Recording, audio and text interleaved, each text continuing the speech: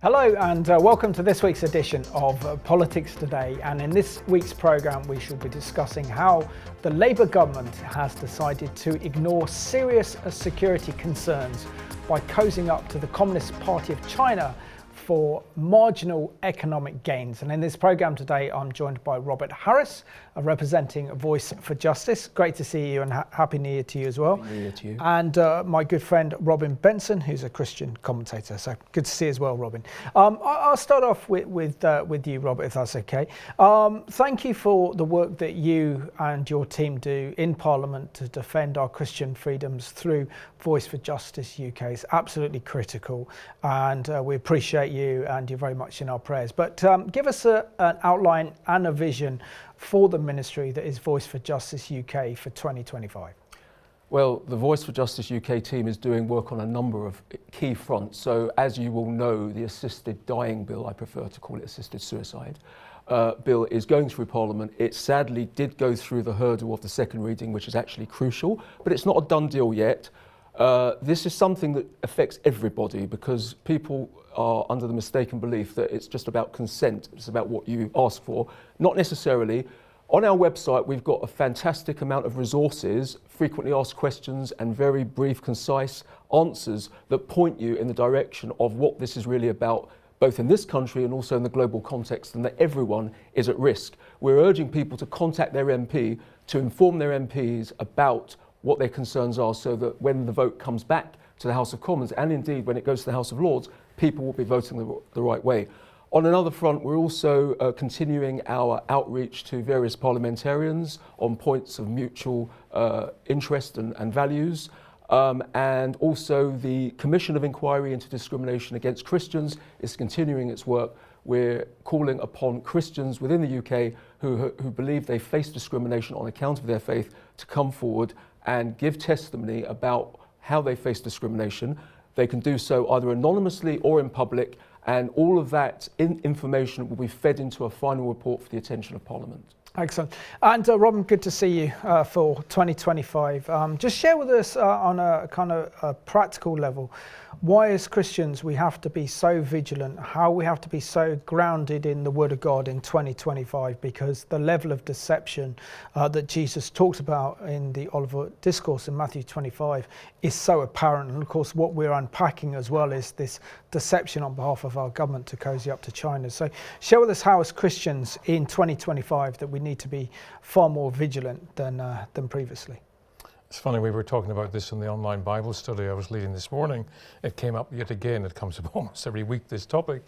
I mean, as you said, Jesus warned his disciples in Matthew 24:25 about a time would come when great deception, if you think of it, the Apostle Paul warns about it in Thessalonians. The Apostle John writes about it in his letters, warning the early disciples, early believers in Jesus of this anti-Christ spirit, anti-Messiah spirit that was already abroad in the first decades after Jesus, returned to his Father and promised to come back again. But so we have that scriptural basis already. And if you take that and look at some of the statements of the Hebrew prophets like Jeremiah, Isaiah, Ezekiel, they're all warning about stuff that was going on in their society, where both the political and the spiritual leaders of the nation were leading the people astray. They were rebelling against God. They were not taking God at his word. They were ignoring the warnings that God has given to them. So I think many Christians, many believers in Jesus assess us in this nation and probably most of the westernized world to be in a similar situation where we have our leaders believing stuff.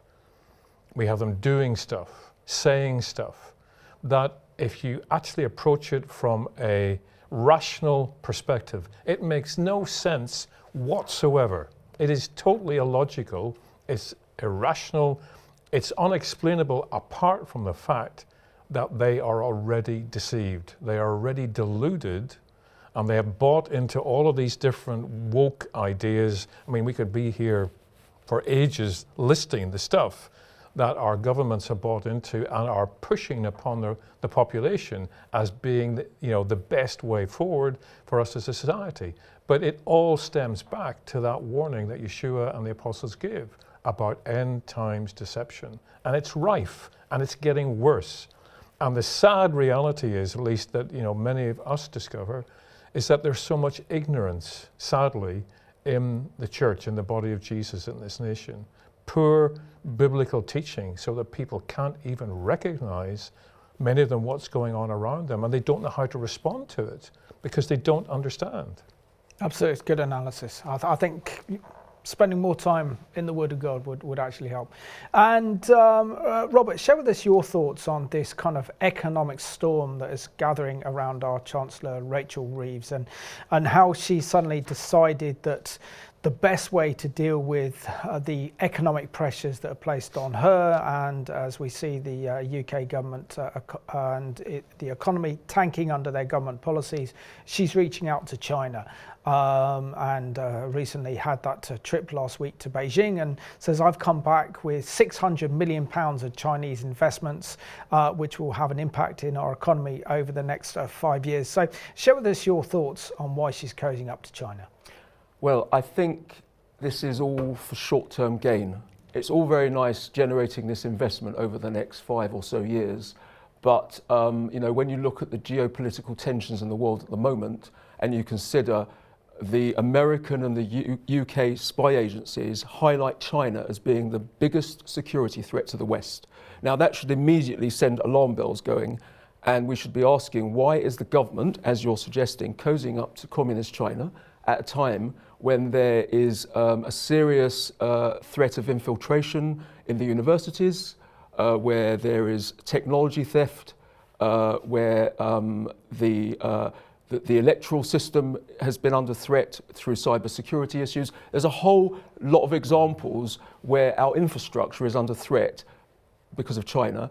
So this is not the time really to be doing this. And also, in the Labour Party manifesto of 2024, Sir Keir Starmer made it very clear that there would be an audit, as it was described, of UK-China relations. That hasn't happened yet. Now that's very significant, because what that attempts to do, we don't know the fine details, but what it seems to theoretically do is to assess the contours, the scope of what, and the context of what Chinese-UK relations would look like given the security, the national security concerns. But we haven't had that yet. They're delaying it. How long will that be delayed for is anyone's guess.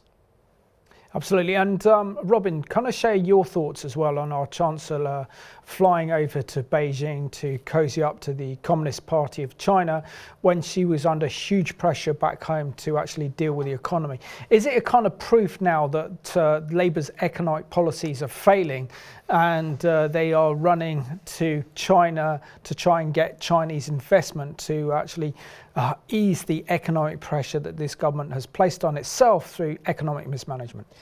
Well, okay. I mean, this figure of 600 million has been bandied around, by many reporters over 5 years. I mean, that's peanuts. Of course it is. Okay, China is a faltering economy. They've got their problems. But 600 million over 5 years, okay, 120 million a year, that's nothing. It's absolutely nothing.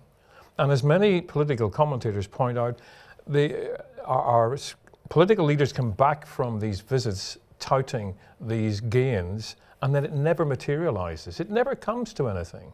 It's just, it's spin, it's fluff, in order to make the trip look more important than it actually was.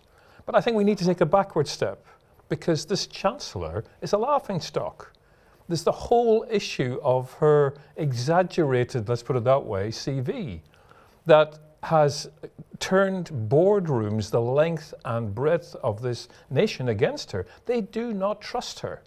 And the policies that she's instituted with that mini budget and economic review have only deepened the distrust, Businesses are going out of business. People are shutting down businesses because they can't afford to pay the increased national insurance rates and everything else that has been brought in by this incoming legislation.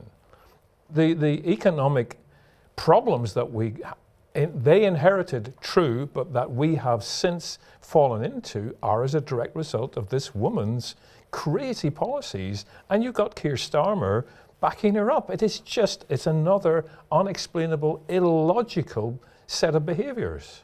And as for dealing with communist China, as Robert has already pointed out, you pointed out, this is the most anti-Christ, anti-Messiah regime, bar none, in the world today. Absolutely.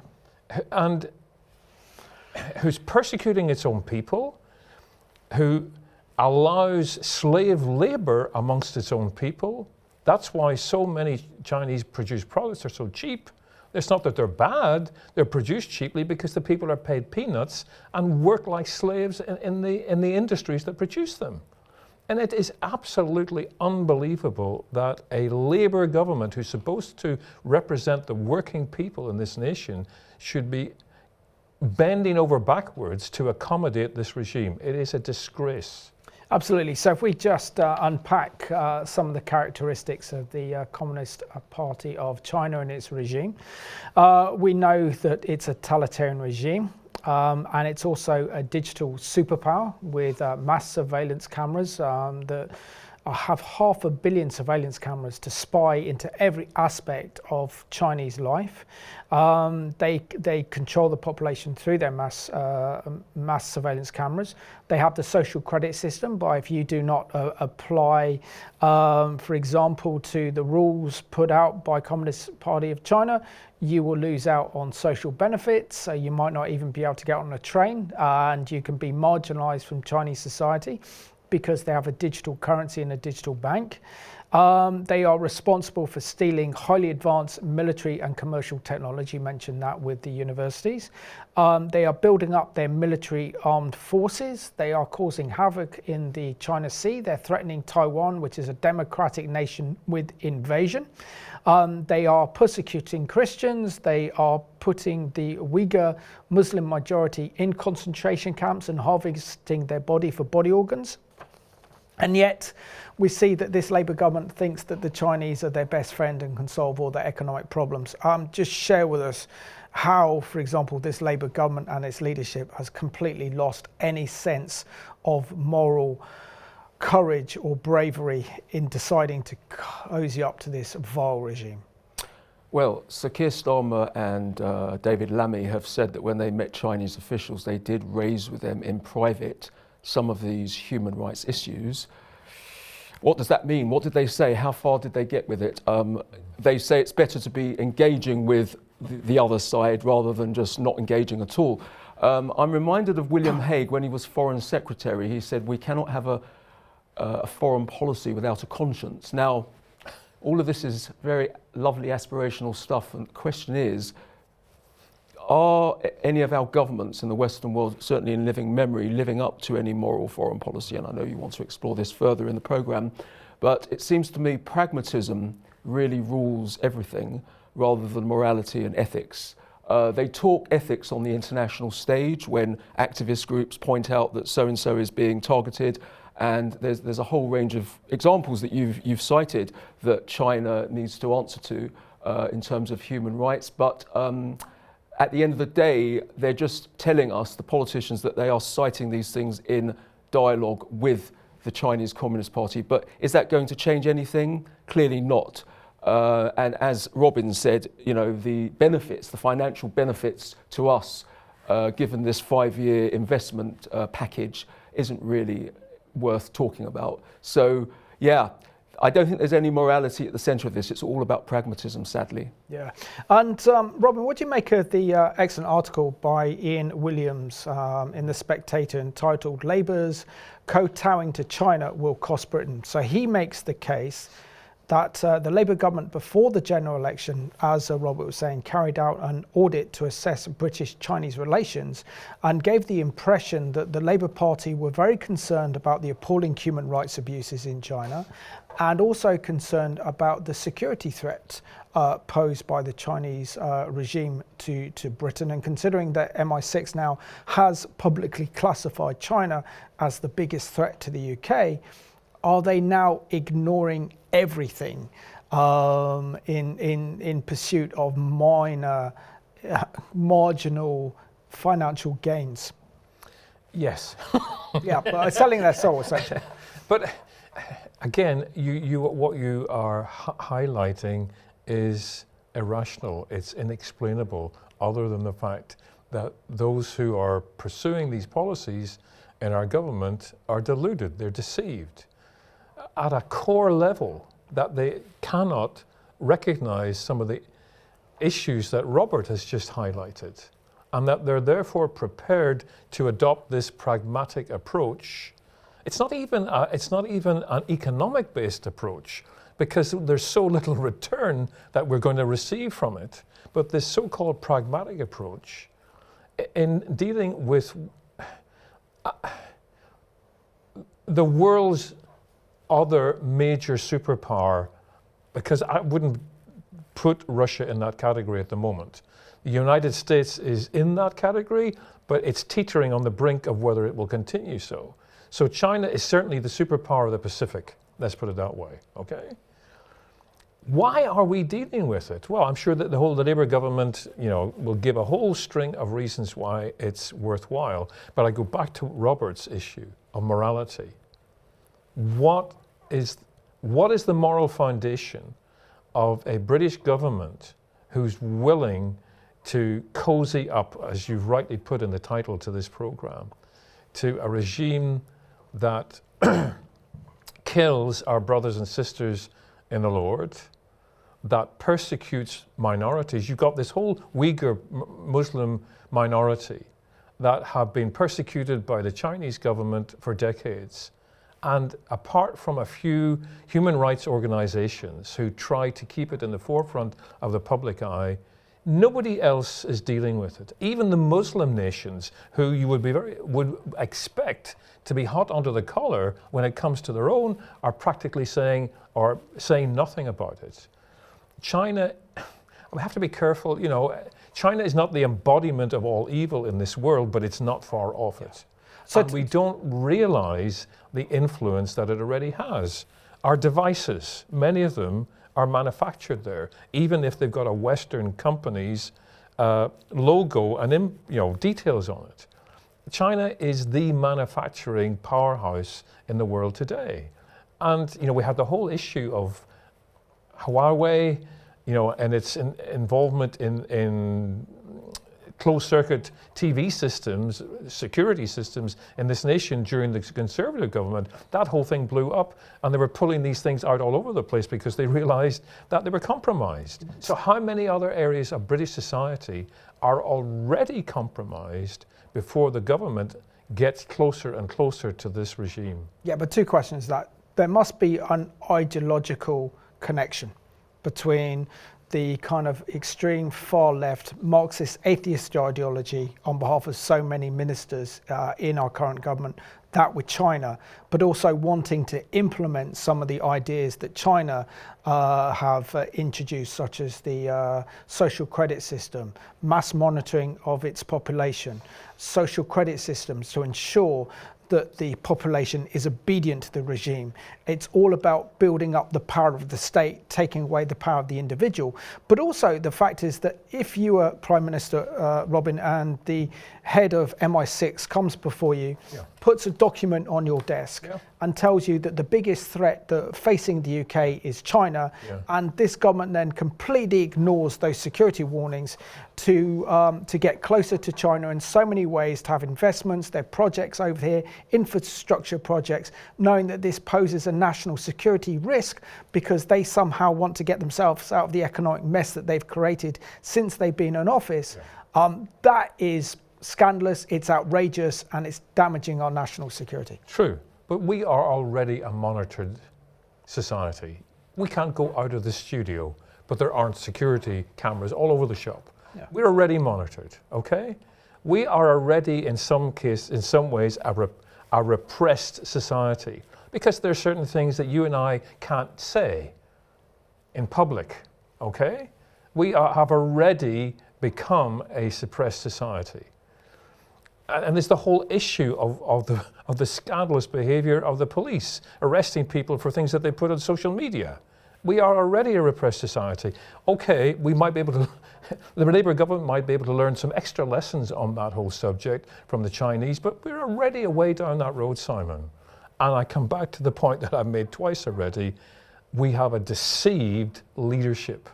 And that's why, whatever their politics, extreme left, middle of the road socialists, we have a deceived leadership who are taking us down this route. Yeah. And definitely don't want to freeze you out of the conversation here, Robert. But share with us your thoughts on what was appeared on Monday's front page of the Times, that the former head of MI6, Chief David Dearlove, has called out Ed Miliband for seeking Chinese investment for renewable energy projects that risk control over our key infrastructure to Beijing because of his obsession with net zero policies. I think the government is putting its ideology about the environment over national security. I think that's absolutely clear. Look, both of you have already said this. The security agencies are telling the government, they're even telling the world, the biggest threat to the West is China. Get on top of this, do something about it. Yeah. But they're not doing anything about it. And can I just say, I referenced earlier the universities.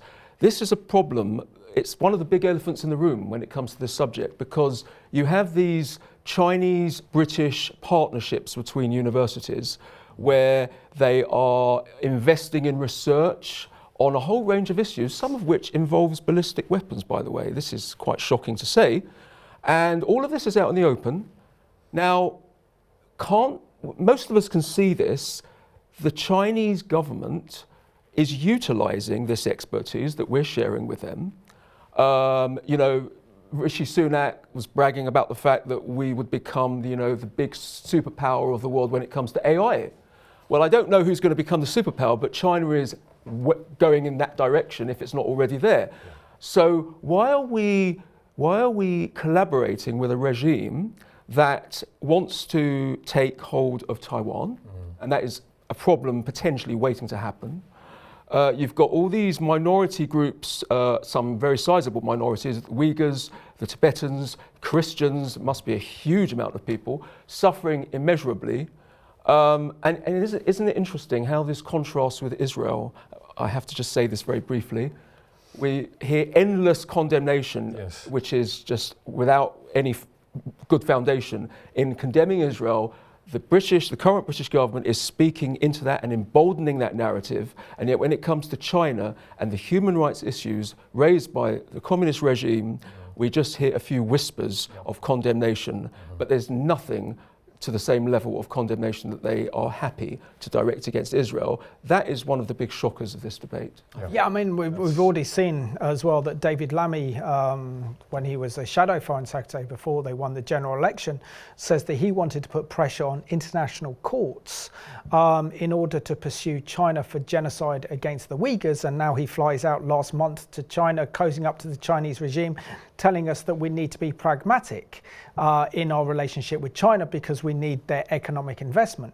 And it seems like, as you were saying, Robin, that great deception has overcome our government to actually think that this is a good idea. But also we find our government is completely out of place now, because Donald Trump next week will be inaugurated as America's 47th president.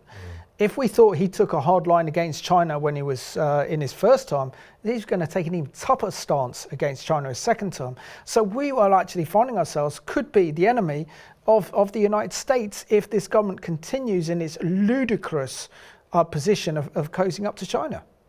Well, sorry, we may already find ourselves as an enemy of the United States if Donald Trump tries to take Canada. which is still part of the Commonwealth, is still a crown dependency in that sense as the 51st state of the United States. I mean, I think some people haven't really thought through what that might do to US-British relationships if he pursues that. It's upset the Danish already. We know. Well, yeah, I mean, yes, that's a whole other issue, exactly. Greenland. So, but yes, I mean, we only have to look at Hong Kong, all right? I remember sitting watching Chris Patten and the Queen get on Britannia at the end of the British lease, in inverted commas, over Hong Kong. Is that 97? 97? Yeah, I think it was 97. I remember sitting watching that.